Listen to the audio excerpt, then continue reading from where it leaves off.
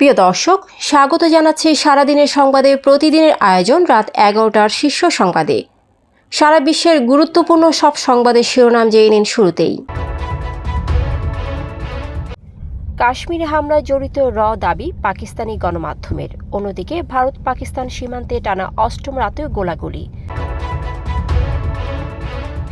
সিরিয়ার প্রেসিডেন্ট প্রাসাদের কাছে ইসরায়েলের হামলা। দাবানল পুরোপুরি নিয়ন্ত্রণে আনতে পারেনি ইসরায়েল। অন্যদিকে গাজার জন্য ত্রাণ বহনকারী জাহাজে ইসরায়েলের হামলা। পেহেলগামী হামলা, দক্ষিণ এশিয়ায় কোনো সংঘাত চায় না যুক্তরাষ্ট্র। দুই কৃষককে ধরে নিল বিএসএফ। প্রতিক্রিয়া, দুই ভারতীয়কে আটক গ্রামবাসীর। আওয়ামী লীগ নিষিদ্ধ ও বিচার ছাড়া দেশে নির্বাচন নয়, বলছে এনসিপি। আমার পরিবারের বিরুদ্ধে দুদকের মামলা একেবারেই ভিত্তিহীন, বললেন সজীব ওয়াজেদ। চীনের সঙ্গে শুল্কের বিষয়ে আলোচনার প্রস্তাব যুক্তরাষ্ট্রের। আওয়ামী লীগের সহায়তায় ভারতীয় মিডিয়া ভয়ঙ্কর অপতথ্য ছড়াচ্ছে, প্রেস সচিব। ইরান যুক্তরাষ্ট্র পরমাণু আলোচনা স্থগিত। প্রিয় দর্শক, এবারে জেনে নিন বিস্তারিত। ফ্যাশন ব্র্যান্ড মানে আর্ট। ভারত নিয়ন্ত্রিত কাশ্মীরের পেহেলগামে হামলার পেছনে ভারতের গোয়েন্দা সংস্থা জড়িত বলে দাবি করেছে পাকিস্তানি সংবাদ মাধ্যমগুলো। টেলিগ্রামে ফাঁস হওয়া একটি গোপন নথির বরাতে তারা জানায়, হামলাটি অমুসলিম জনগোষ্ঠীকে লক্ষ্য করে চালানো হয়েছে। এভাবে প্রচারের নির্দেশ ছিল এই নথিতেই। তবে নথিটির সত্যতা স্বাধীনভাবে যাচাই করা যায়নি। শুক্রবার এক্সপ্রেস ট্রিবিউন এ তথ্য প্রকাশ করে। এদিকে কাশ্মীর সীমান্তে নিয়ন্ত্রণ রেখায় টানা অষ্টম রাত ধরে ভারত ও পাকিস্তান সেনাদের মধ্যে গোলাগুলির ঘটনা ঘটেছে। সর্বশেষ বৃহস্পতিবার রাতেও সংঘর্ষ হয়, তবে কোনো হতাহতের খবর পাওয়া যায়নি। সিরিয়ার দ্রুজ সংখ্যালঘুদের উপর সহিংসতা রোধে ব্যর্থতার অভিযোগে দামেস্কের কাছে বিমান হামলা চালিয়েছে ইসরায়েল। শুক্রবার ভোরে হওয়া এই হামলা ছিল গত সপ্তাহের পর দ্বিতীয়। আল জাজিরার প্রতিবেদন অনুযায়ী ইসরায়েল এতে সিরিয়ার রূপান্তরিত সরকারকে বার্তা দিতে চেয়েছে। প্রধানমন্ত্রী নেতানিয়াহু বলেন, দ্রুজদের হুমকি ও দক্ষিণ দামেস্কে সিরীয় বাহিনীর উপস্থিতি ইসরায়েল সহ্য করবে না। দখলকৃত জেরুজালেমে ভয়াবহ দাবানল আংশিক নিয়ন্ত্রণে এনেছে ইসরায়েলি দমকল বিভাগ। ইউরোপের কয়েকটি দেশ প্রধানমন্ত্রী নেতানিয়াহুর অনুরোধে পানি ছিটানো বিমান পাঠানোর পরিকল্পনা করছে। টাইম অব ইসরায়েল জানায়, সন্দেহভাজন হিসেবে 3 জনকে আটক করা হলেও নেতানিয়াহু বলছেন আটক 18 জন।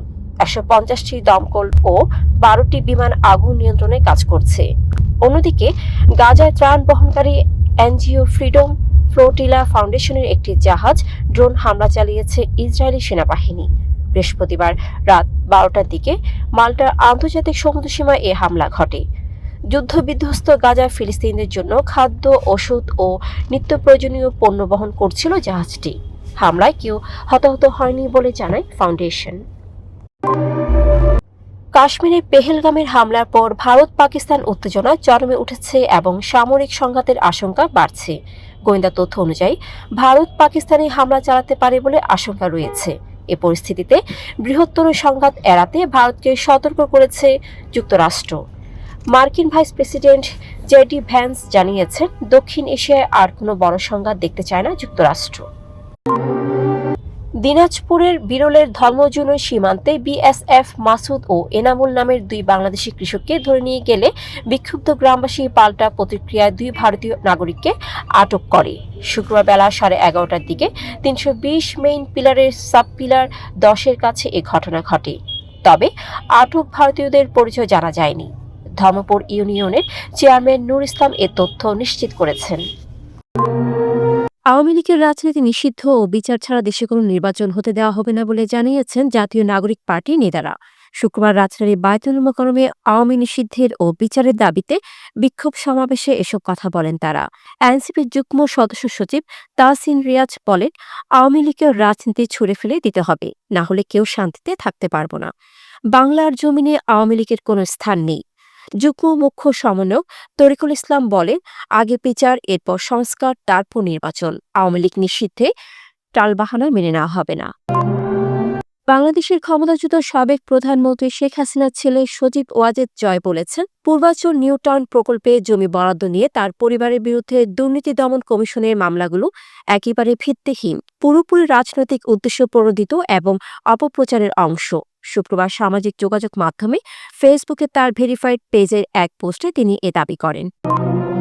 শুল্ক বিষয়ক আলোচনায় বসতে চীনের সঙ্গে আগ্রহ প্রকাশ করেছে যুক্তরাষ্ট্র। ট্রাম্প প্রশাসনের কঠোর শুল্ক নীতির ফলে বৈশ্বিক বাজারে বিশৃঙ্খলা সৃষ্টির পর ওয়াশিংটন সমাধান চাচ্ছে।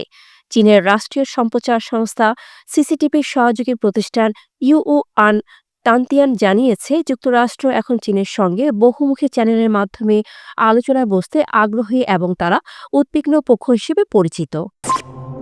রোমি পরমাণু ইস্যুতে যুক্তরাষ্ট্র ও ইরানের মধ্যে আলোচনা স্থগিত রয়েছে। ইরানের ঊর্ধ্বতন কর্মকর্তা জানিয়েছেন, নতুন তারিখ যুক্তরাষ্ট্রের অবস্থানের উপর নির্ভর করবে। চতুর্থ দফায় আলোচনা ৩রা মে হওয়ার কথা ছিল, তবে লজিস্টিক্যাল কারণে তা এখন নতুন করে নির্ধারণ করতে হবে।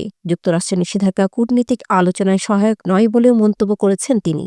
দর্শক, এতক্ষণ আমাদের সাথে থাকার জন্য ধন্যবাদ। প্রতি মুহূর্তে দেশ বিদেশের গুরুত্বপূর্ণ সব সংবাদ জানতে ভিজিট করুন www.সারাদিনেরসংবাদ.com ও চোখ রাখুন সারাদিনের সংবাদের অফিসিয়াল ফেসবুক পেজে।